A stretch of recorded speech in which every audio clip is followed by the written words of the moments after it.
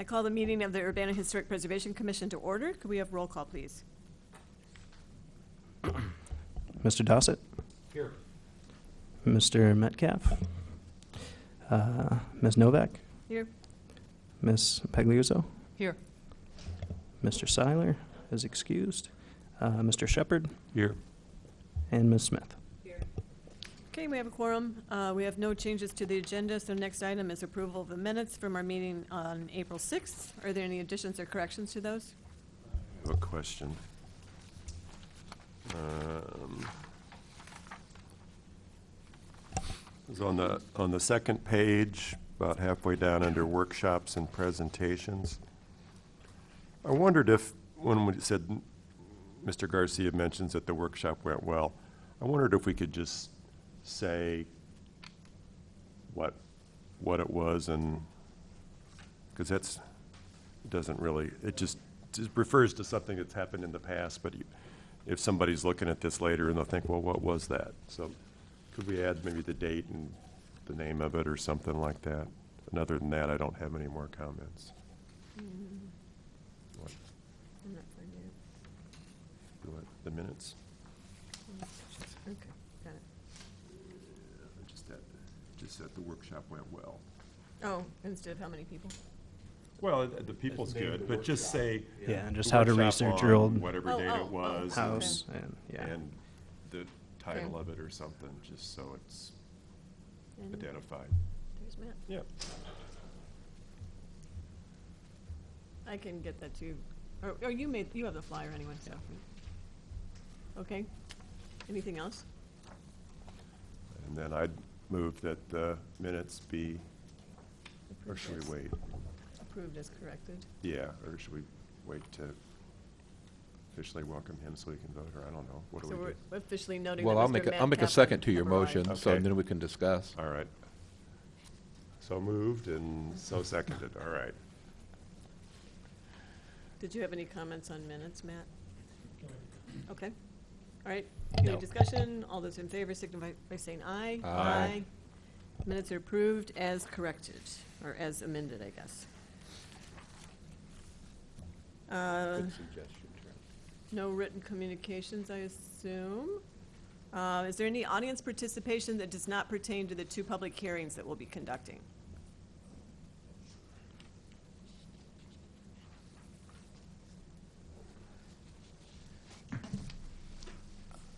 Let's see, you want me to print? I'm Richard Cahill. I live at 307 South Orchard.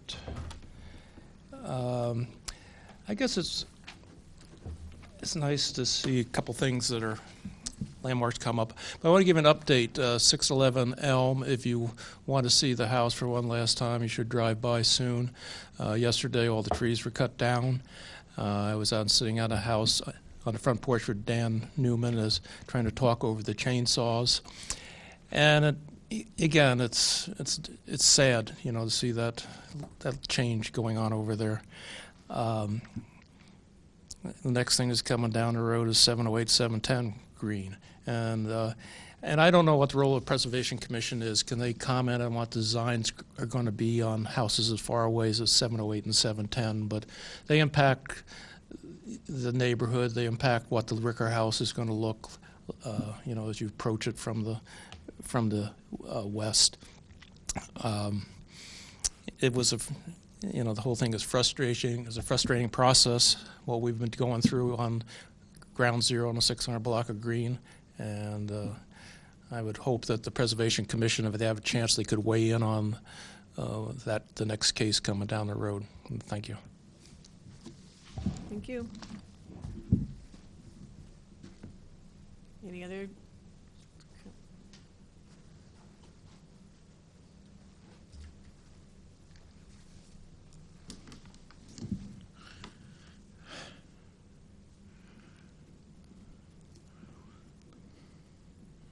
I'm Brian Adams, 907 West Daniel in Champaign. I just wanted to bring something up that occurred to me watching the whole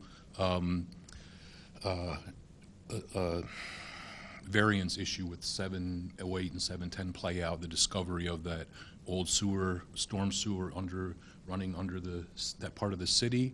I'm just curious in terms of how that might fit into the historic fabric of the city. Apparently it's over 100 years old. There's not much known about it, but it is kind of an interesting architectural feature, even though it's below the ground. Just curious if that would merit any sort of recognition or investigation as a historic feature in the city. Up to now unknown. Thanks. Thank you.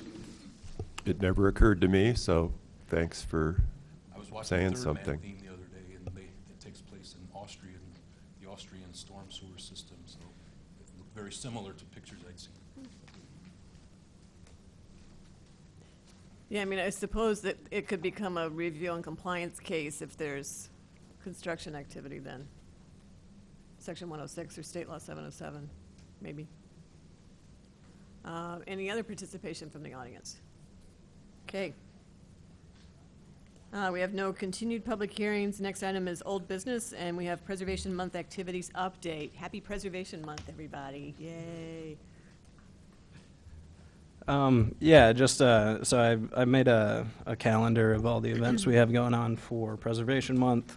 Got this all posted up on the city's website, so if you go there, all the events are there, and right now they feature prominently. I think 4 out of 5 events that are upcoming events are all some of these activities. So that's good. Not a whole lot to report.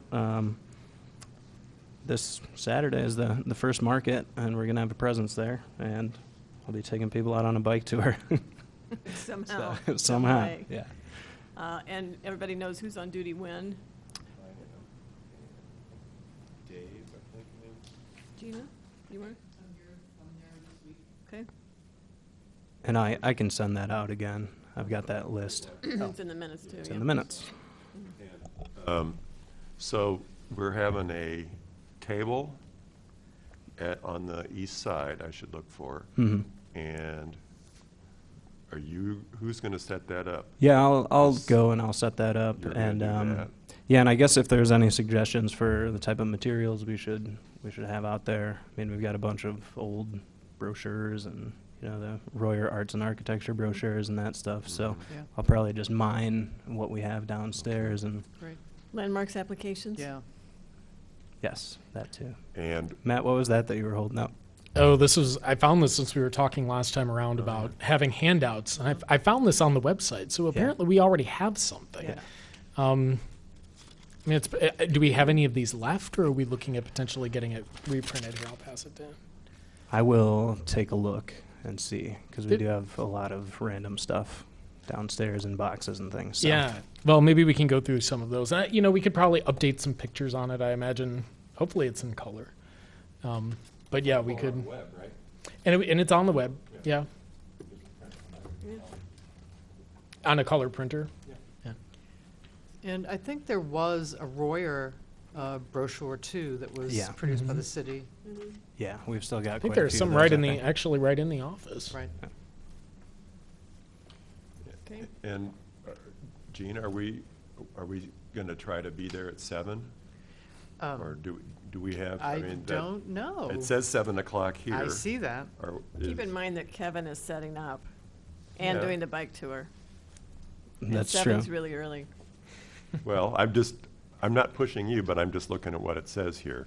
So. Yeah, well, I mean, I think we ought to, I often, if I'm going to have a table there for something, shoot for, being ready to chat with people by 7:30 or something and try to get there 7-ish.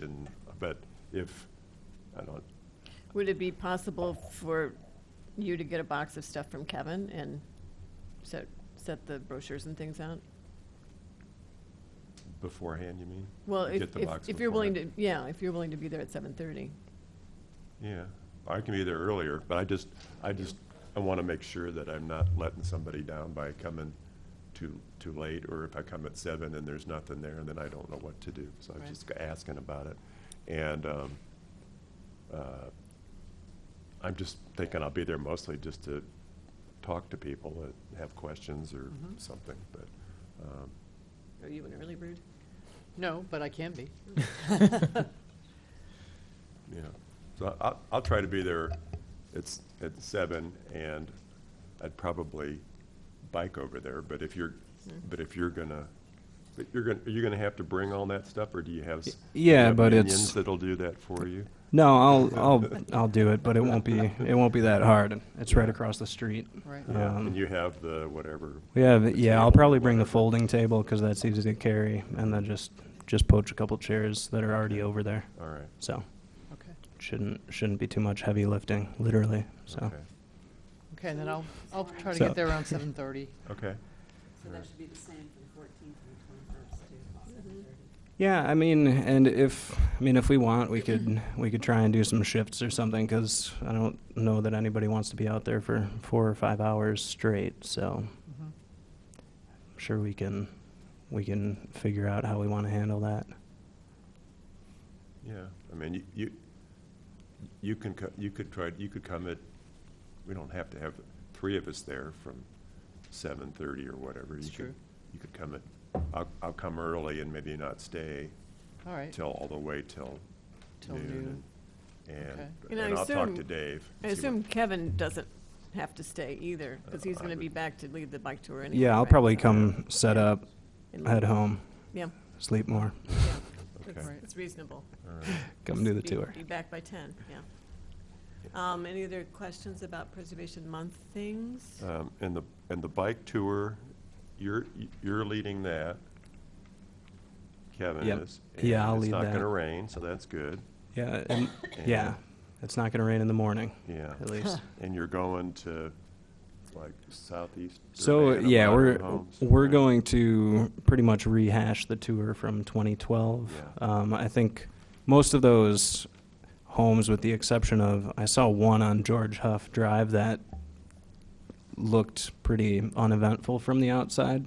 So I'm not sure if we'll include that one on there, but for the most part, I think there's like eight places we can hit. So, and it's a good ride. It's 5 miles, which is pretty, that's pretty short. So, and I'll keep it light. Thank you. Yeah. So then, Trent, are you going to go on the bike tour? And I don't think I could, Okay. but I I just wasn't sure don't know. if You you want were- somebody else along? If you want to I join, can that do would be that. that'd If you be can great. keep up. I mean, Yeah. there'll be I hear it hundreds goes of pretty people. quick. We'll have to be corralling them and marshaling them and keeping them safe and all that, so I could do that and then just come Well, back. Yeah. Or if it'll you were just be going me to, and you then I going on would the tour. definitely stay behind and stay right. at the booth. Yeah. Okay. Okay. So then on those other days, the 14th and the 21st, we need to just correspond with people, figure out when they want to be there. Yeah. Yeah. Okay. All right, anything else on Preservation Month? Okay. Thank you. I need to now remove myself. I have a conflict of interest with the 2 public hearings, and so the meeting will be taken over by Kim Smith. Thank you.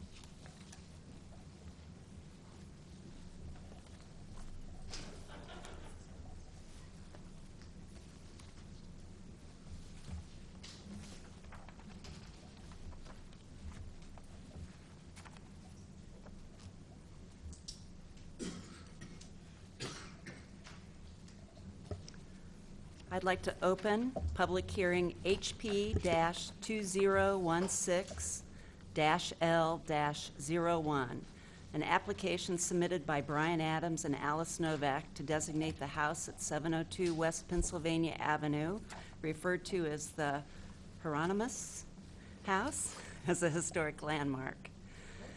Procedure for the public hearing will be as follows. The staff will present the summary of the case. The nominator or petitioner will outline the request and present evidence. Other proponents of the request may present evidence to the commission. Opponents of the request may present relevant evidence and ask questions of the petitioner.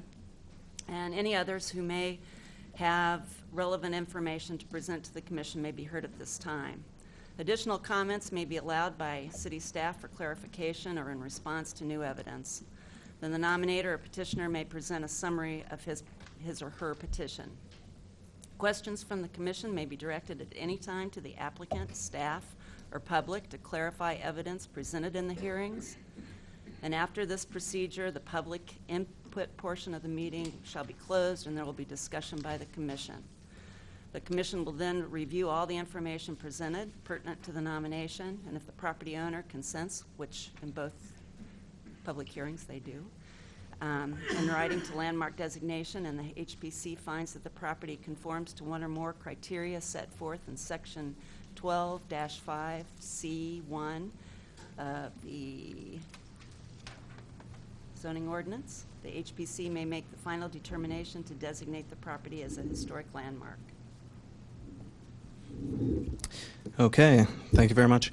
I'm going to keep my comments pretty brief. Then I'll let the nominators in both of these cases do most of the talking, I think.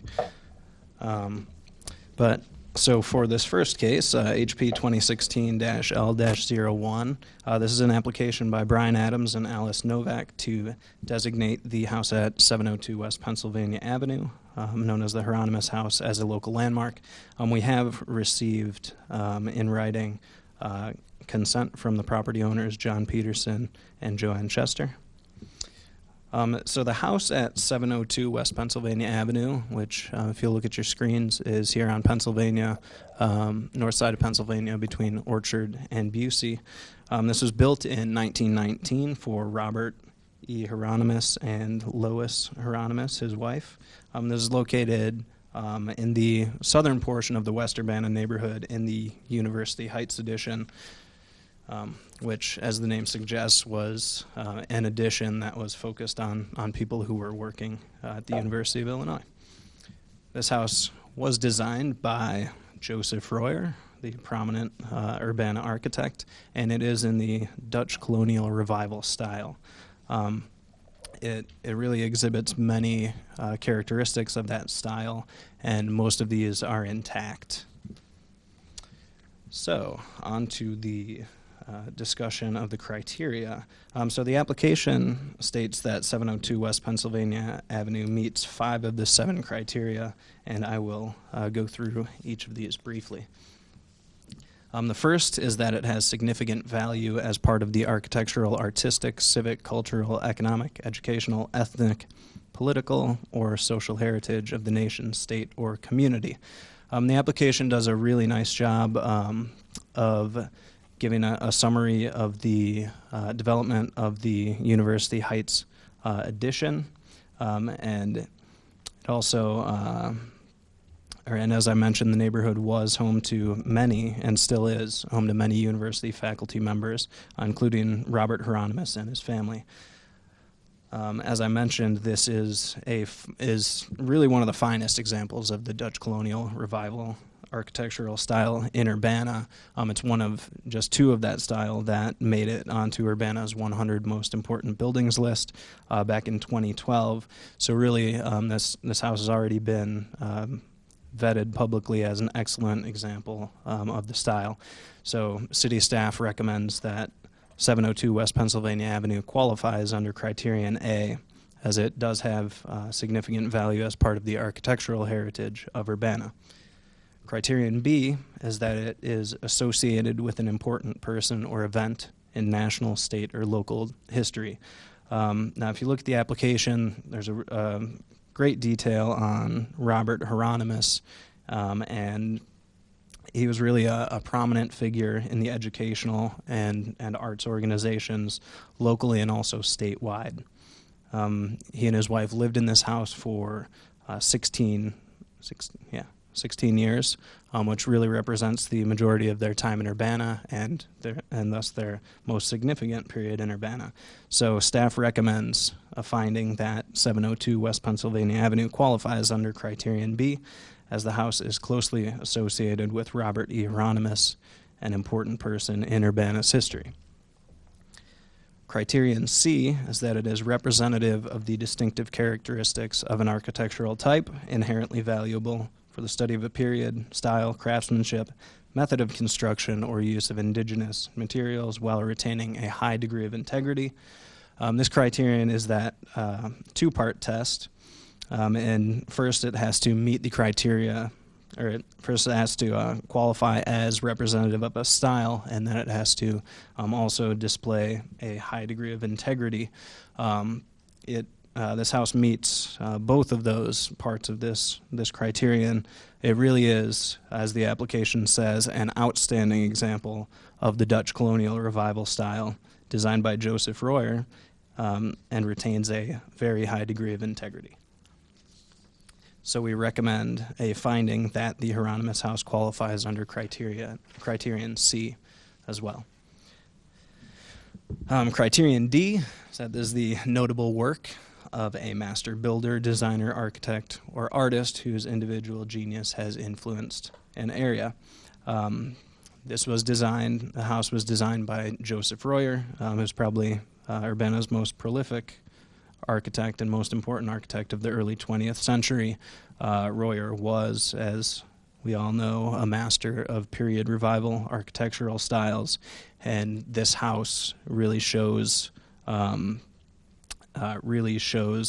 that mastery. So we recommend a finding that 702 West Pennsylvania Avenue qualifies under criterion D.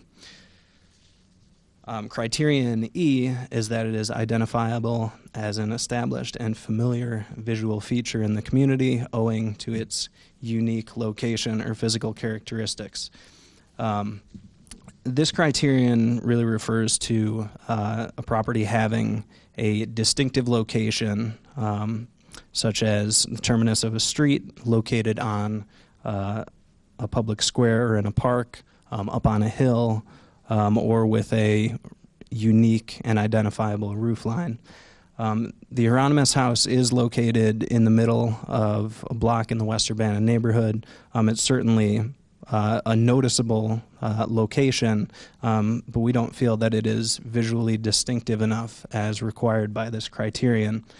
I want to point out that this criterion really, we have to take all of the criterion into account based on the fact that just meeting one of them could qualify a building as being a landmark.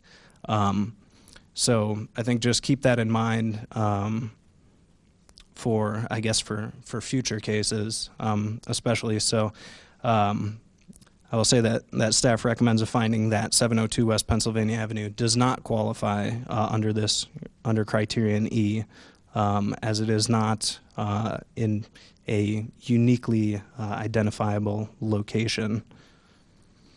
Criterion F and criterion G both were not really pertinent to this case, and they were not claimed in the application. So that concludes my report. I will let the applicants can come up and give their report now as well. I can take any questions if you have any.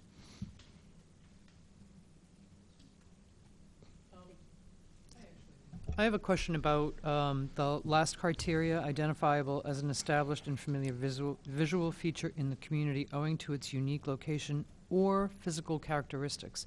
So is it mainly location, or can it also be physical characteristics? Because to me, or is one or the other. Yeah, and that's a good question. And the reason I was talking about location, I guess, is because that is what was discussed mostly in the application. But you're correct; it does say or.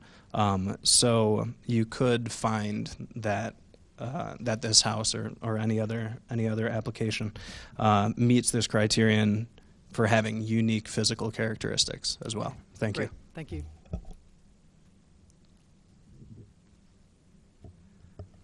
Thank you.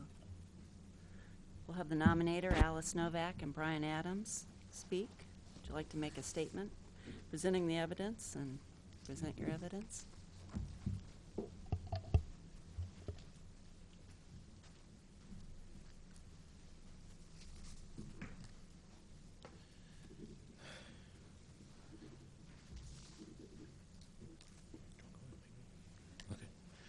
I just want to thank you all for taking the time to consider this nomination, and staff for going through and carefully reading it and evaluating it.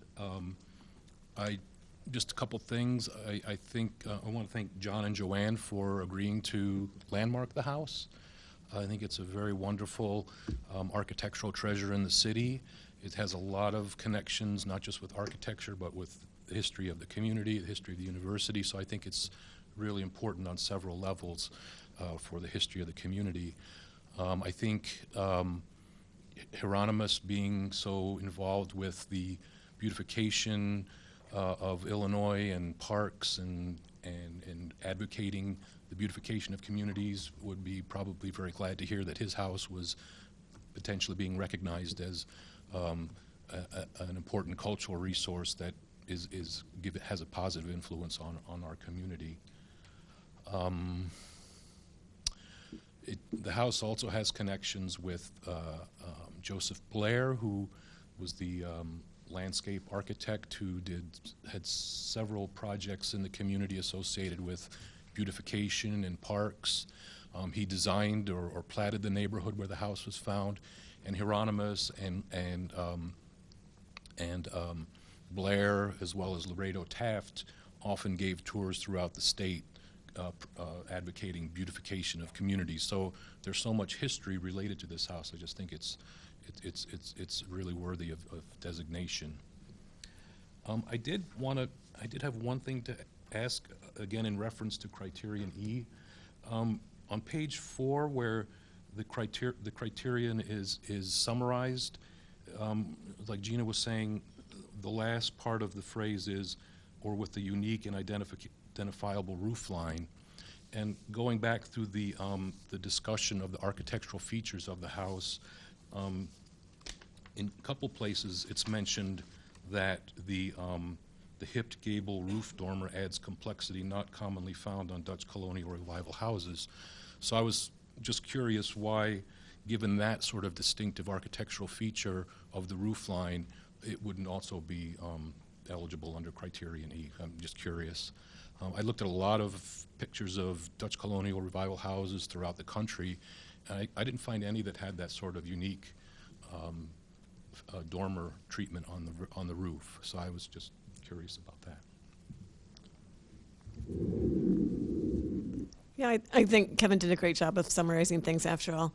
The house is really interesting. It's not really a detailed house. And to me, one of the chief forms of expression of the style are through the roof line, as is kind of typical with Dutch colonial. But it's a very complex roof line, particularly on the back side of the house as well. And part of that stems from the dormer treatment on the second story, but then also the added upper story treatment as well. And these great side porches. According to the drawings, the porch on the west side of the house was supposed to be identical to that on the east side, on the lower story, and also have a sleeping porch on it as well. So there's a door on the west second story that would have gone out into the sleeping porch that I guess goes out on the roof of the lower porch. I'm the one that claimed Criterion E. And, you know, for me personally, when I drive down Pennsylvania, my head just automatically turns at this house. There's something about the way the trees are formed and the lights shines in on it. And for Urbana, you know, that particular block of West Pennsylvania and the corresponding side on West Michigan are absolutely unique locations. There are these really elegant, deep lots, you know, with the houses sited pretty far back, consistent setbacks along most of those block faces, and they still have deep yards as well. So I'm still claiming Criterion E, I guess. And it's also important, I think, in showing the diversity of Royer's skill set with the period revival styles. We actually have a number of really great Dutch colonial revival houses. You know, I'm glad this one was on the 100 list, but, you know, I think there could have been others had the competition not been so stiff. Kevin did a great job of putting the context together for 611 West Elm, and so I looked at that, but those were front-facing gable Dutch colonial revivals. There are several that have even Dutch colonial garages with them. So we have a surprising number of really fantastic examples, and this being one of those. So I'll just leave it at that. Questions?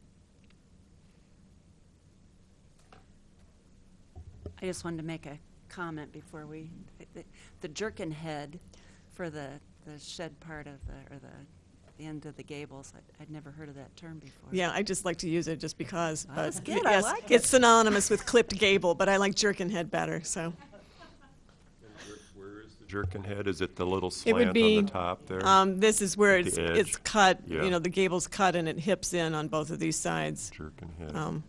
Yep. So yeah, you know, you've all learned a new term tonight. Yay. Okay. Any other questions? I will. You said something about the plans calling for the second-story sleeping porch. Is this a house that has the original Yes. blueprints and all that? Yes. And it's got Royer's name on there, not some underling. Not that sneaky Hubert Smith sneaking in on this one. No, it's Okay. Royer. All right, just checking. Sorry, Rich. Are there any other proponents that would like to speak at this time?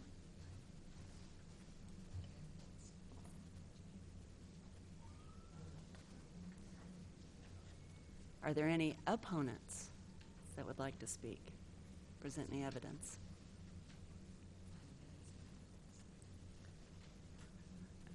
Is there anybody that would just like to speak without a... Would you like to speak, Jillian?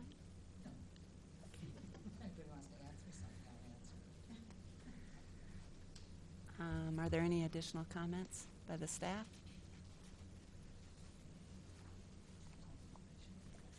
Okay.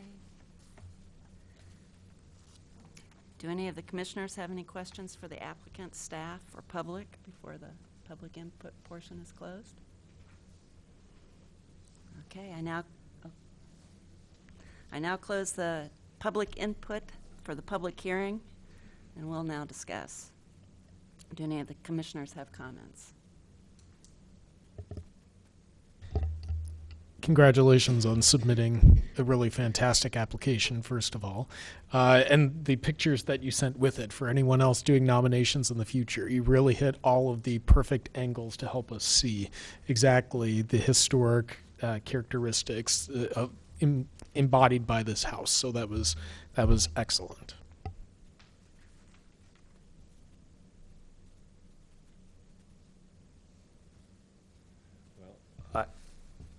Which one is it? E, the one, lost location and physical. E, yeah. I'm kind of ambivalent about that. If anybody had a strong feeling like, yes, it needs to be in under category criteria E also, I wouldn't push for a no on that, but it just, I've been by that house, I've been in that house. That one just doesn't strike me strongly, and I'd be willing, I guess, to go along with the staff recommendation on that, but if you want to talk about something different, I'd be open to listening to that.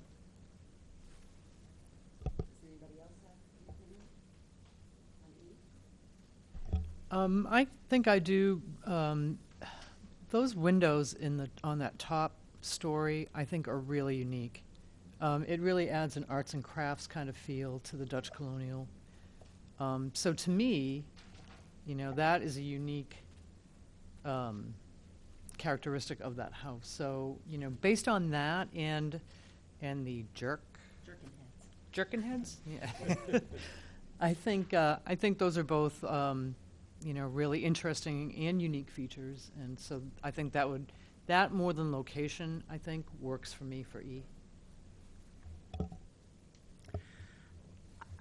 I also see, like the application, that Pennsylvania Avenue is one of the main arterials between campus and Urbana. And I personally think well, I always look at that house. I think it's a beautiful house, and I too have been inside. It's just lovely. And I think it is significant in the context of that street. I think the Jerkinheads have just added a whole new positive thing for criteria E.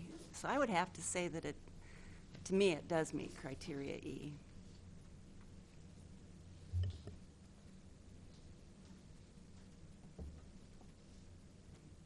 I guess my only other comment is thanks for agreeing to the landmarking.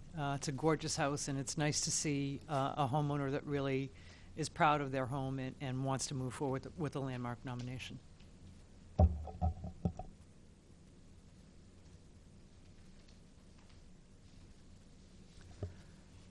Well, I just want to say that the application was outstanding, and thank you, Joanne. It's really wonderful that you have agreed to the application.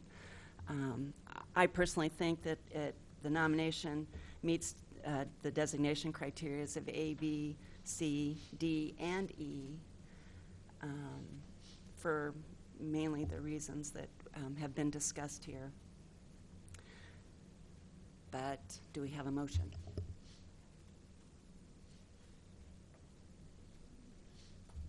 Why are you looking at me, Trent? You want me to make a motion? Okay. All right. Hang on. Let me gather all the pieces together.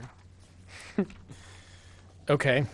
I'd like to make a motion to accept this nomination as an Urbana Historic Landmark under criterion A for its significant value as part of the architectural heritage of Urbana, under criterion B as it's closely associated with Robert Hieronymus, who is significant in local history.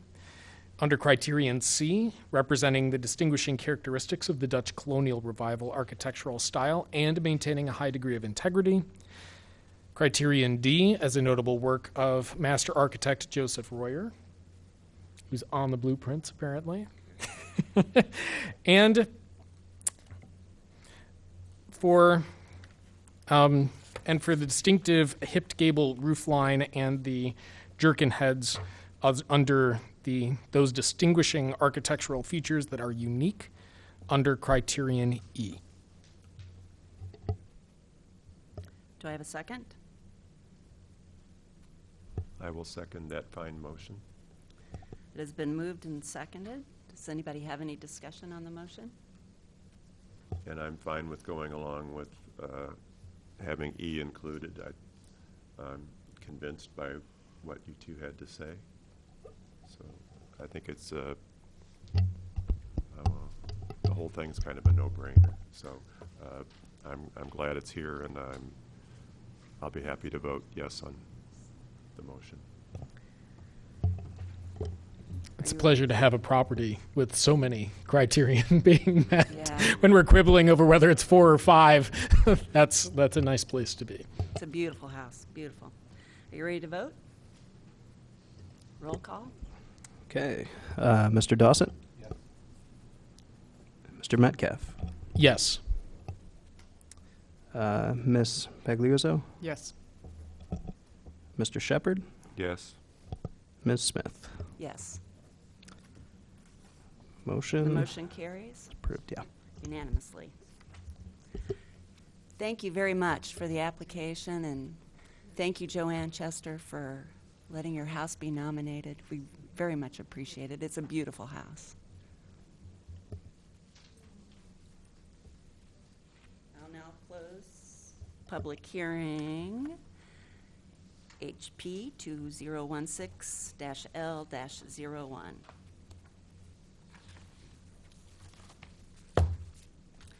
Okay. Just a minute.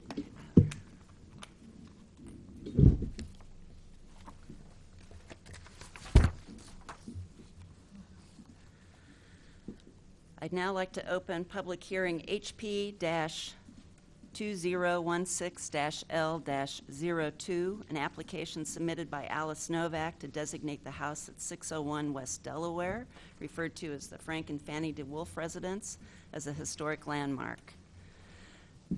I don't need to do the procedure again, do I? Okay, No, I think we're okay. staff.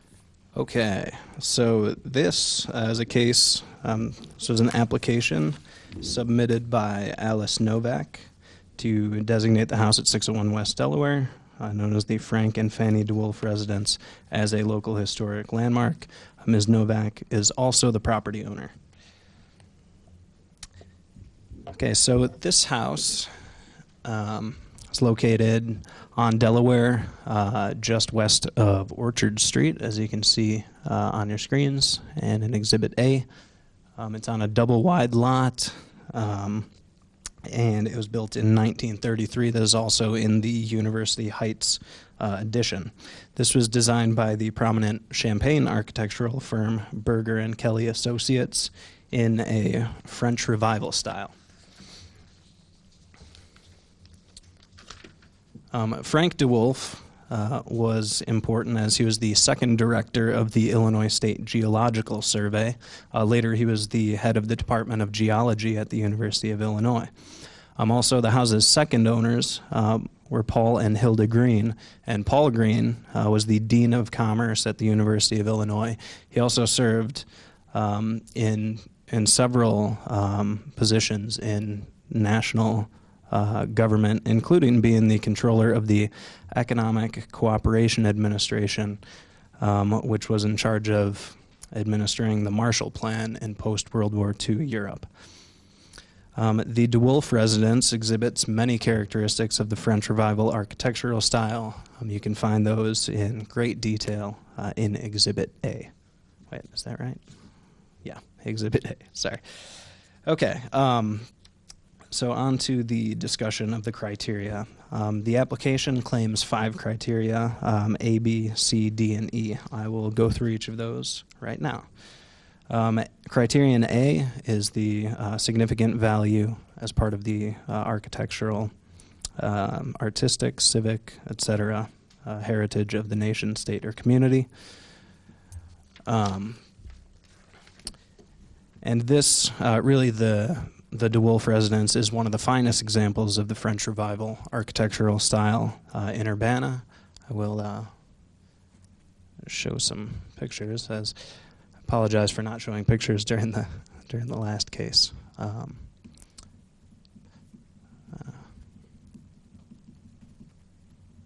Pictures are somewhere in here. It's too much research. Okay, let's see. Okay. Apologize to the audience if that's a little dark. So there's the house. As I mentioned, it's on a double-wide lot. Thank you, Lori. Okay.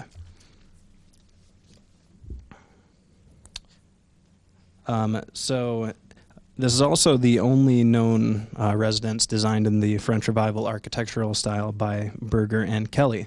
Also, one thing that staff found interesting is the year that it was built was 1933, which was really the early years of the Great Depression, and there was not much in the way of building going on and work for architects and builders. So city staff recommends a finding that 601 West Delaware Avenue qualifies under Criterion A, as it has significant value as part of the architectural heritage of Urbana. Criterion B is that it is associated with an important person or event in national, state, or local history. We feel that this house is actually associated with 2 important persons, as detailed in the application.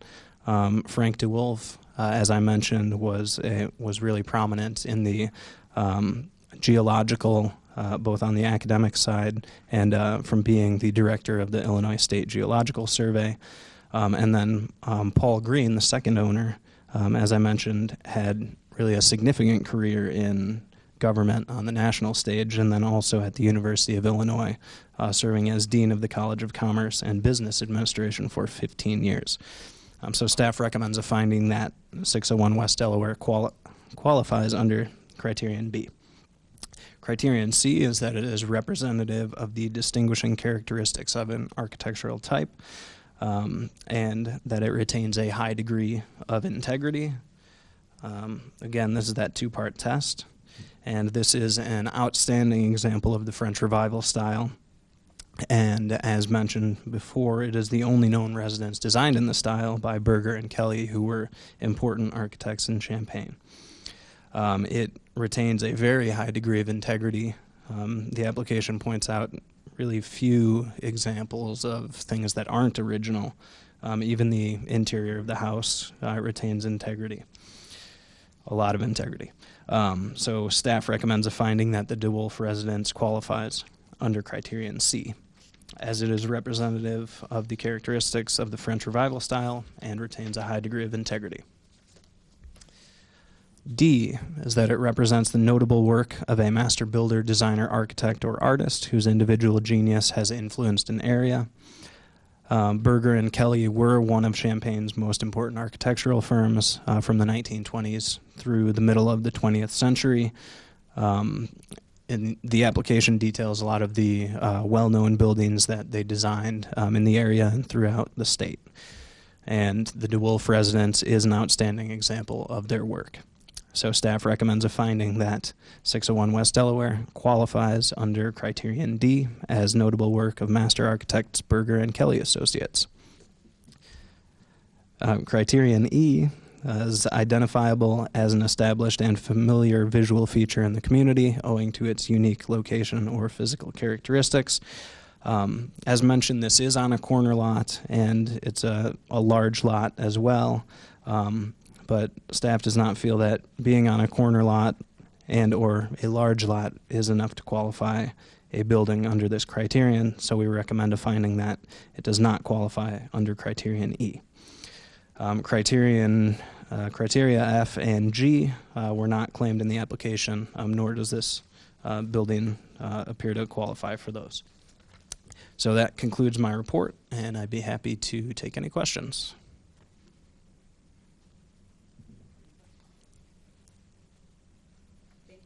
Thanks. Alice?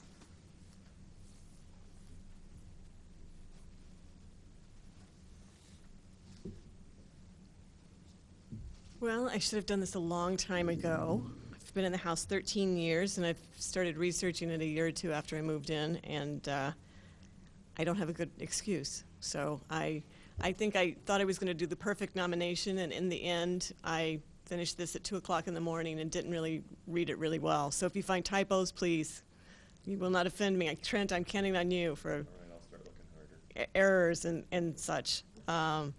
So I, at the onset of my research, became connected to the DeWolf grandchildren, who are spread out all over the country in Arizona and Massachusetts and Pittsfield, Illinois.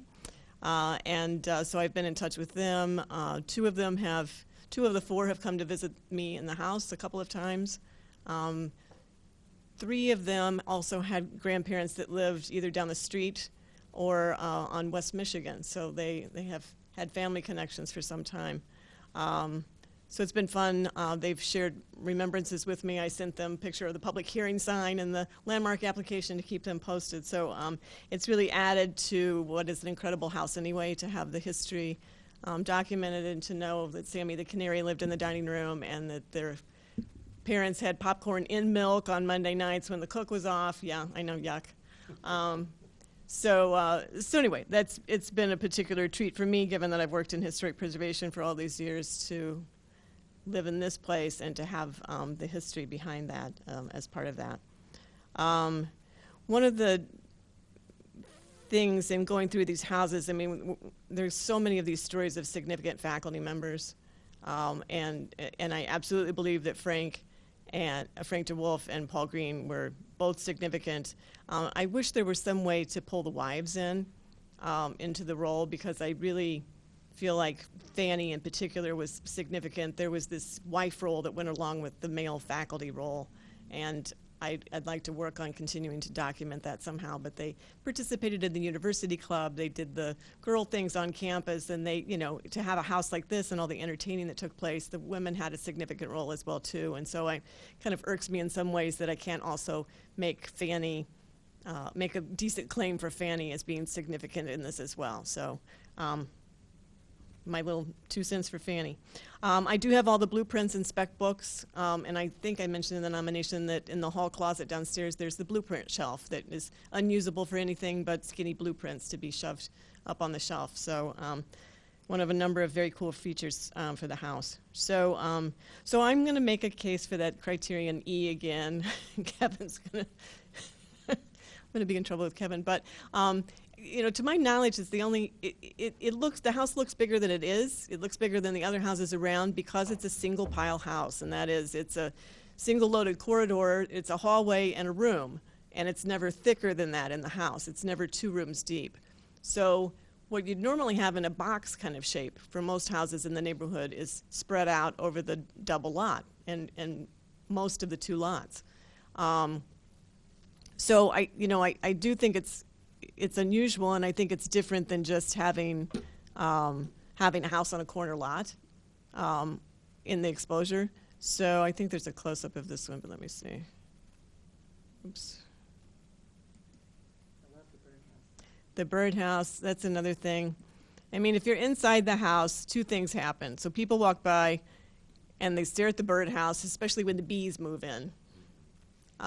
Bees come exploring and shopping for real estate a couple of times out of the year, and it gets pretty extensive. But that, and then also these magnificent garage doors that I actually use that twirl around quite nicely. I've had people stop and stare and watch the doors open and close as well, too. So there are some unusual features to the house, in addition to the general layout and siding of the house as well, too. So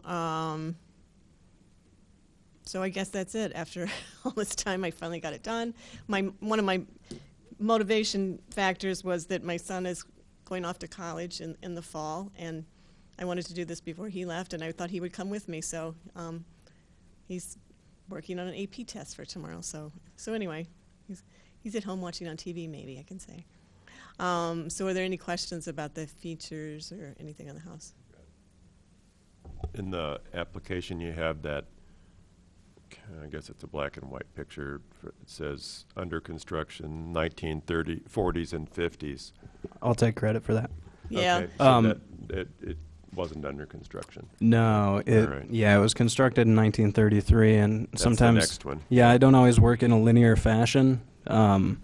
So I had tacked that caption onto the following picture, copied and pasted. All right. Forgot to adjust the actual caption, only adjusted the years. Okay. Yeah, the only thing I know about the date of the house is that, it was when the DeWolfs were living there. To me, the landscaping looks pretty substantial by this time, and including this hedgerow over here. And so I'm thinking it's probably, into the 40s.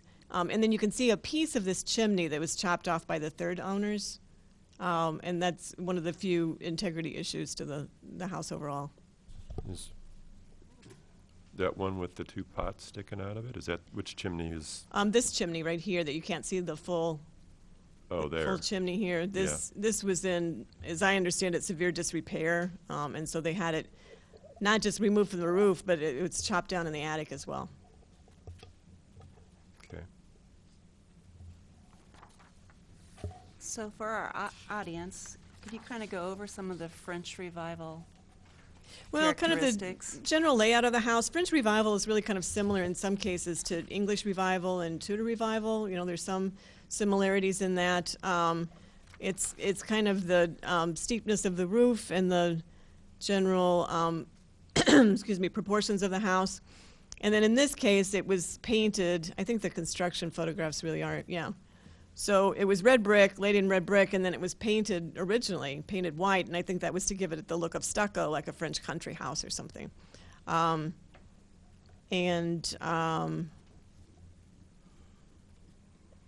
of the massing as well. These, I didn't know what to call them. I called them undulating wood siding or whatever, but it's kind of this wavy clapboard siding that you see also in Tudor Revival houses as well, actually. So there, it's kind of similar to the Hieronymus house in that there's not a lot of architectural detail, but there's some brick detailing. The corbels, like over here, there was a close-up photo of that as well. So any of the gable ends have 7-course corbels on them. The windows, the steel casement windows, I think also make it look more rustic as a French country house. I love the slit windows and the gables. Yeah. Those are beautiful. Yeah, and this is the one that has an original curtain on it. I don't dare touch it, but there's a wonderful lace curtain on it that, I'm sure would just disintegrate with. And there's also an odd feature on the back. I don't know if I can find it quickly enough.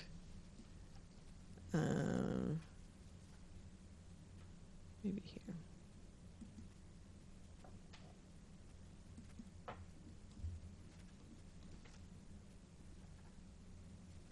There's a window that you can kind of see over here in this is cutout. And from the inside, it's on the back staircase, and it's a working window, but there's no way on earth to be able to get to it to actually function and open the window. Is it high? And it also has a curtain on it as well, so not that anybody would peek in at that level of the house, but anyway. Okay, any other questions?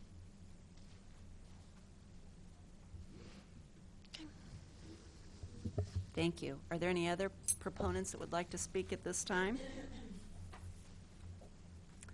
Any opponents?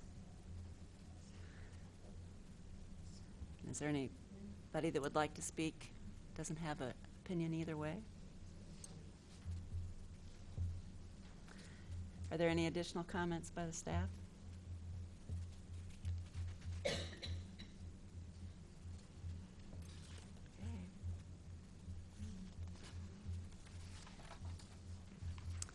Do any of the commissioners have questions? Okay, I'm now going to close the public input portion of the public hearing. Now it's time for the commission to discuss. Any comments? This is an amazing nomination. Just which very befitting of Allison and what she does, which is fantastic. I think she would probably agree with me in saying this. But for folks who are watching out there at home, your historic landmark nominations do not need to be quite this thorough. It's fantastic. It's wonderful. It's a great resource for historic research for future people and it's that neighborhood and those particular architects. But the bar is not this high for future landmark nominations, just so that we're clear. It's really wonderful. Thank you.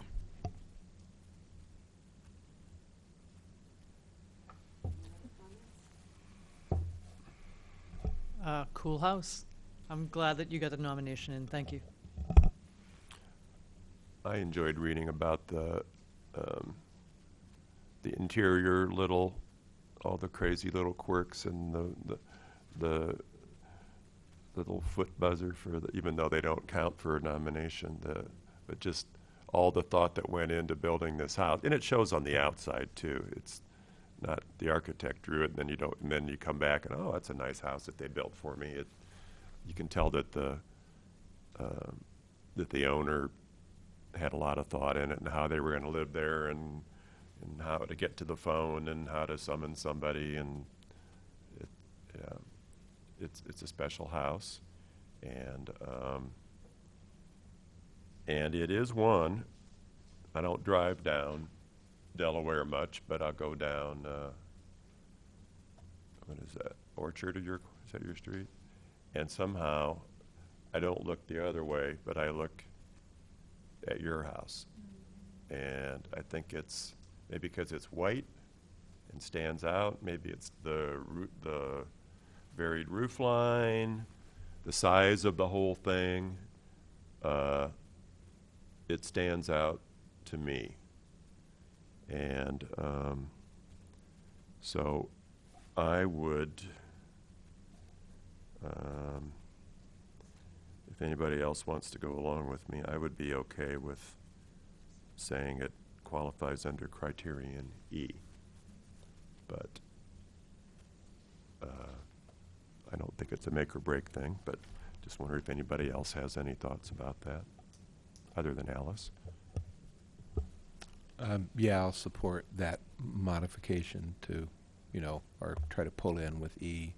The center roof line just really makes it a striking thing to me, and although it just kind of plays off the symmetry, I think it's really striking. I think it's a notable house. in a lot of ways. A lot of people know about it, so in the context of the community, I think it fits that criteria for E. So I would like to know exactly how the garage doors do operate, but we can talk about that later. They're a little mystery to me, so.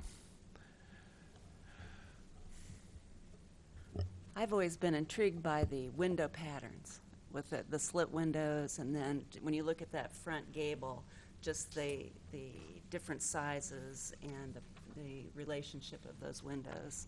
And I also like the little flared eaves with the brick corbels. That has always caught my fancy. So I would tend to say that it does have some unique characteristics that, and I would support E too. Can I make a quick comment about the nomination? Hopefully I'm not too late. And I felt this way about the first one also. Reading them carefully, I thought they were real good historic summaries in the context of that particular neighborhood as it grew. There were a couple of times when I felt it got pretty expansive, but it always came back to the point. And so I never got to the place where I felt like this was being kind of used as filler to bulk the nomination. And I really appreciate that a nomination be tight and have its own kind of internal context. And it really speaks to me of a house that really merits the attention and merits the research, really kind of ideally. So I felt that way about both of these, and so I want to just show my appreciation to the two nominators for this one and the one prior. Thank you. Any other comments? Do I have a motion? I will move that we find that this is a historic landmark and the case number HP 2016 L02, and based on our review and that we found it to qualify under criterion A, as it has significant value as part of the architectural heritage of the city, that it's associated with two prominent people, Frank DeWolf and Paul Green, that it qualifies under C because of its distinguishing characteristics of the French Revival style, and also under D because of its design by Berger and Kelly, and lastly, that it qualifies under criterion E, that it's identifiable and because of it's a familiar visible feature in the community, established and familiar visible feature in the community. And that's my motion. Second. It's been moved and seconded. Does anybody have any discussion? If not, you ready to vote? Okay, roll call, please. Mr. Dossett? Yes. Mr. Metcalf? Yes. Ms. Pagliuso? Yes. Mr. Shepherd? Yes? And Ms. Smith? Yes. The application has been approved. Motion is unanimous. Both of these applications were outstanding. The houses are beautiful. They're true assets to the Urbana community. We thank you very much. Very, very much. The public hearing is now closed. Will you be calling the chair back to be reseated, or will you continue on?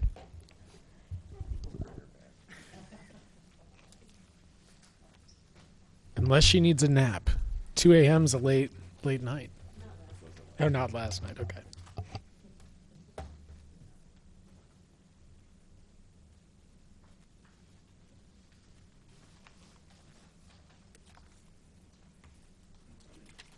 Okay, next item on the agenda is new business. We don't have anything. Next is monitoring historic properties. Should I go up there? Because I have images of the C of A. Okay. Yeah.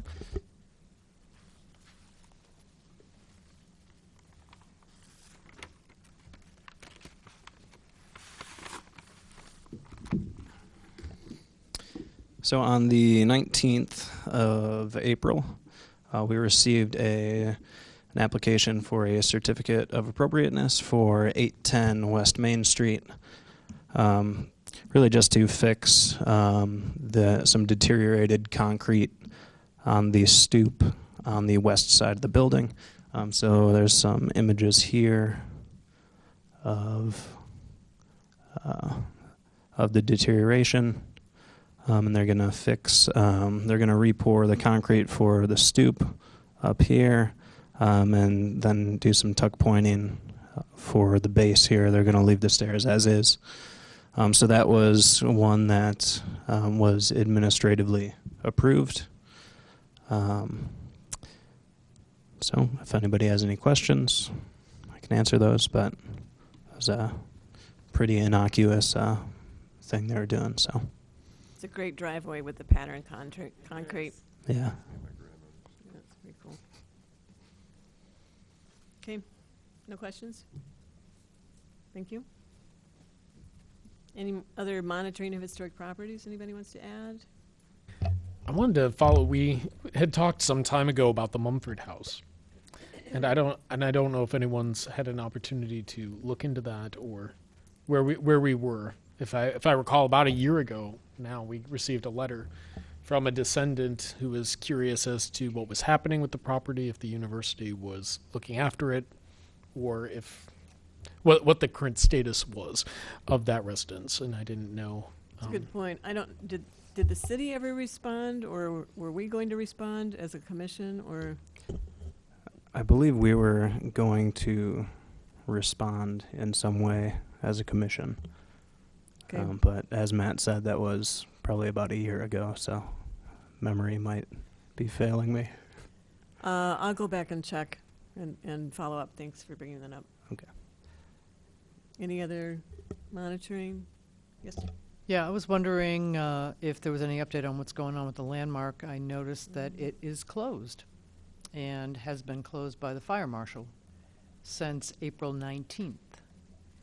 So I was just wondering if we had any update on that, and or I know it's been on the market for a year-ish, if we knew if there was any kind of movement with that.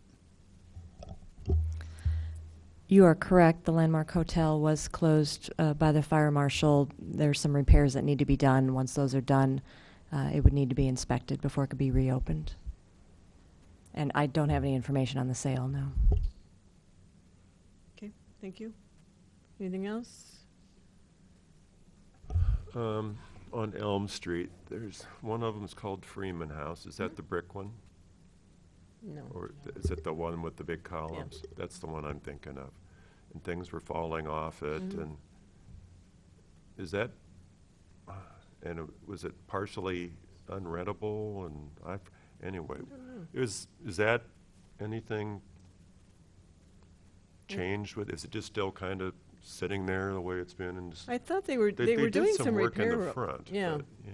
And they did around on the rear porch. We approved something on the rear porch, I think. Yeah, that was probably a year and a half ago. Mhm. They did the porch, Mm-hmm. but I don't have any All right. update, So it's- and I haven't heard that there were unrentable parts of it. Or Wasn't that the one, or was it the other one? No, it was It that was one. that one. I It think was that half of one. it was unrentable. That or- was when Rebecca was still here. Yeah, okay, that was a Um, long time then. Right. Yeah. And I know that one of the complaints was that one of the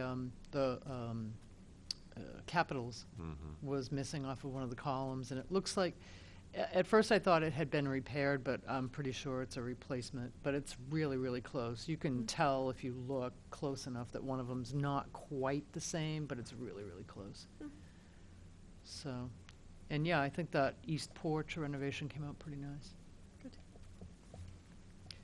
I just wanted to make a comment on 611 West Elm too. While I know it was brought up a little bit earlier by Rich, I drive by that house every day on my way home, and I noticed the trees coming down yesterday too. And today there was a boom lift, and the windows in the top rear are out. So I'm assuming it's coming down pretty soon.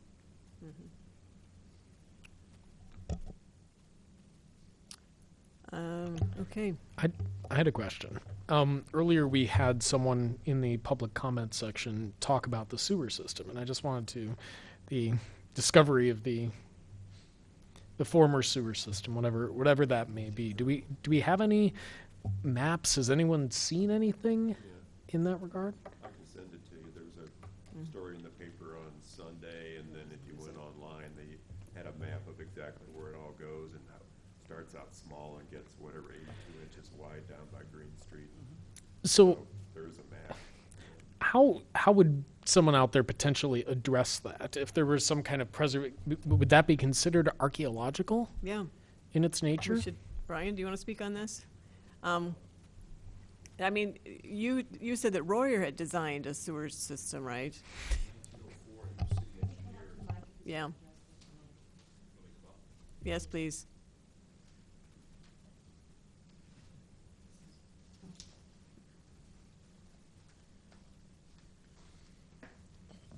Yeah, he was city engineer in around 1904 when he was just starting out as an architect.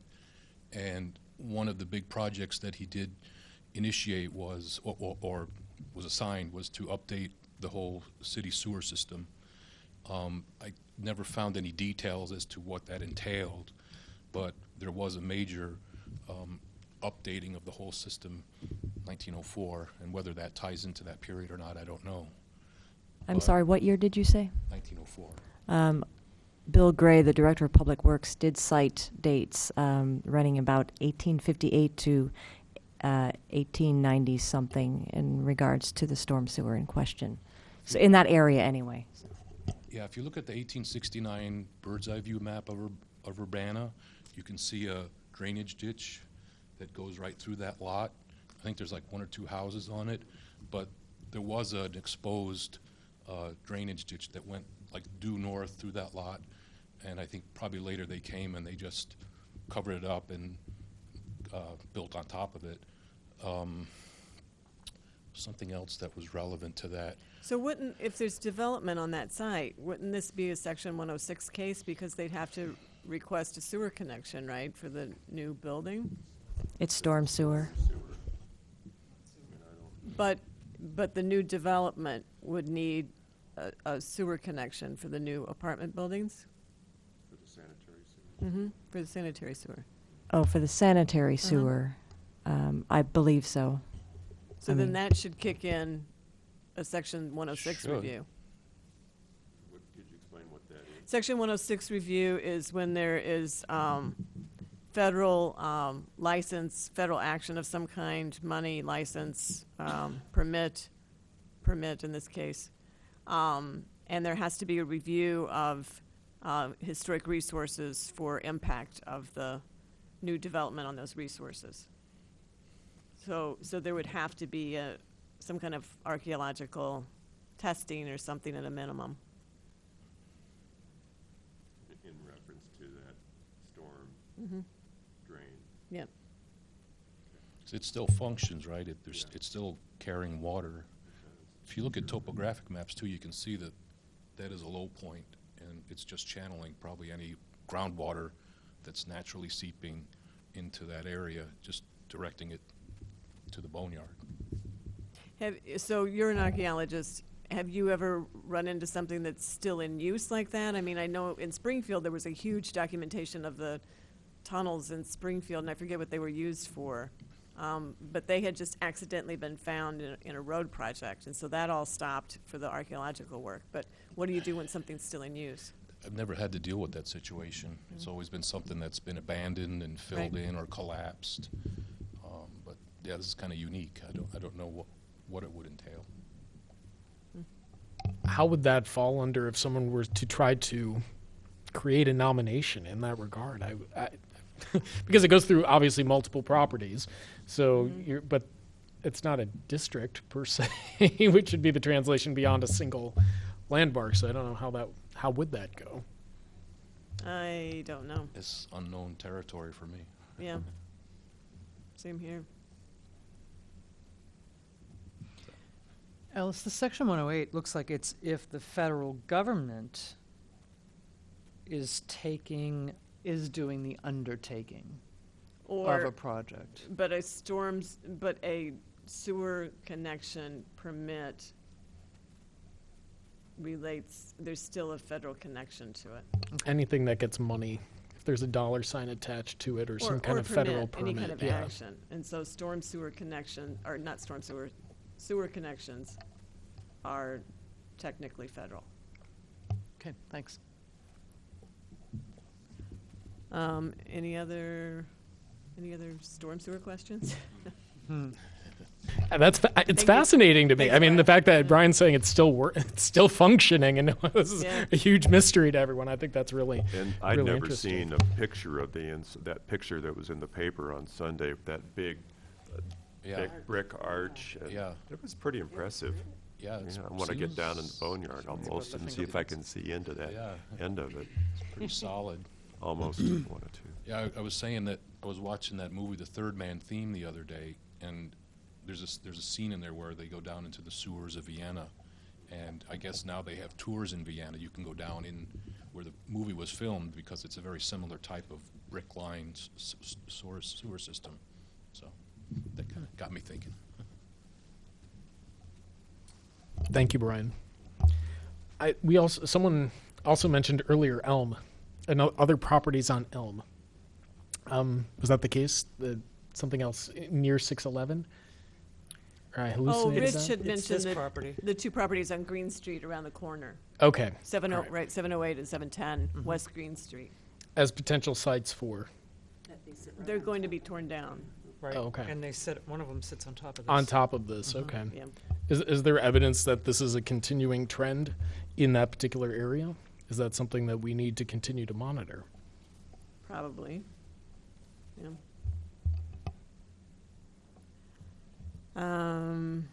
Okay. Any other, it's lots of monitoring. More. Okay, staff report. Do you have anything additional? You've been busy enough. Sorry. Sorry for the impact of all of our rigorous Preservation Month activities has had on you. That's okay. I think it's going to be a good preservation month, so. It is. Yeah. It is indeed. Okay, we have no study session. Any announcements? I have a quick question. We had asked last time for a little research or feedback on Dennis Roberts' proposal. I'm just wondering if staff has had a chance. I'm sure you haven't. You've been very busy. I just thought I'd bring it up. You are correct in your assumption. No, we haven't had a chance to look in detail into that. The other thing that was talked about during about that same time was the downtown protection plan, and I'm assuming the response is about the same for that, but just wanted to kind of bug you about that again. Kevin. Yeah, I mean, so it was, I guess it was just a month ago, and we have been busy the past month, but the downtown design guidelines that we're working on are coming along, but they've been, I'd say for the past 2 or 3 weeks, have sort of been on the back burner while we do other things, so. Thank you. Okay, the Kids Building Fair, an annual event in front of the Orpheum Theater, is this Saturday, barring nasty weather, May 7th from 10 o'clock until 3 o'clock. So it's a chance for kids to build things, paint things. PACA, the Preservation and Conservation Association, is doing architectural rubbings area for using oil pastels over pressed metal ceiling and things like that. So people with kids might be interested in joining us at the Kids Building Fair. Although that's one thing we're not doing with the commission, so. Other announcements? Motion to adjourn? So moved. All those in favor? Aye. Thank you.